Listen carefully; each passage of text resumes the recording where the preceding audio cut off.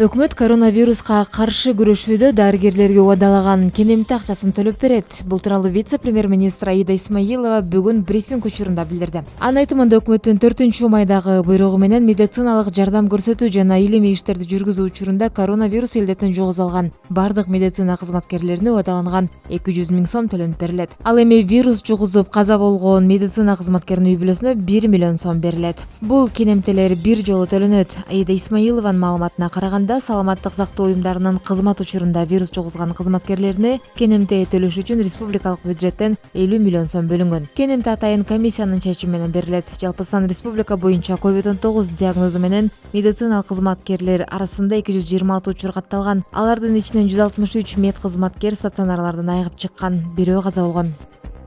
Республикалык ыкчам штаб кыргызстандыктарды санитардык, гигиеналык жана социалдык обочолонуу эрежелерин сактоого, өзгөчө көп сандаган адамдар катышкан үй бүлөлүк же салттуу майрамдарга, иш-чараларга барбоого чакырат. Бул аракеттер сиздин жана жакын адамыңыздын өмүрүнө коркунуч туудуруп, кайгылуу кесепеттерге алып келиши мүмкүн. Адамды акыркы сапарга узатуу зыйнатында бир нече адамдын оору жуктуруп алуусу буга далил болуп берет. Жакындарыңызды тобокелдиктерден сактаңыз. COVID-19 дартынын белгилери пайда болгон кезде өз алдынча дарылануудан алыс болуп, жашаган жериңиз боюнча медициналык кызматтарга кайрылыңыз деп белгилешти ыкчам штабта.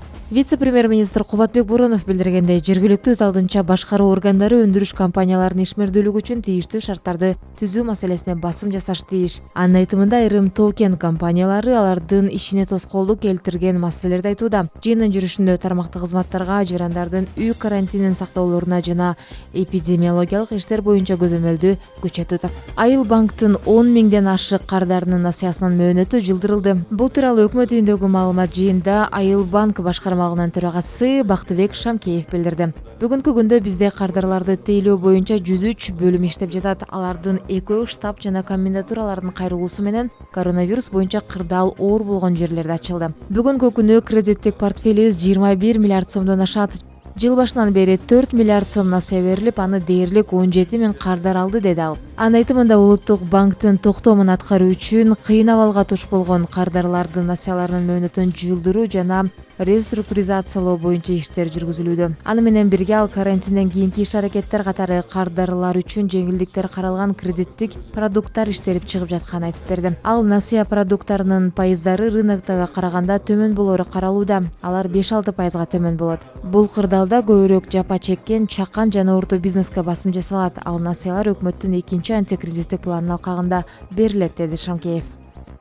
Мектеп бүтүрүүчүлөрүнө жалпы республикалык тестирлөө 20-июндан 25-июнга чейин өтөт. Бишкек шаардык мэриясынын маалыматына ылайык, тест санитардык талаптарды кармануу менен бирок кадимки режимде өтөт. Белгилей кетсек, быйыл Ордо калаада 11-классты 6500 окуучу аяктап жатса, 13 000ден ашыгы 9-классты бүтүрүү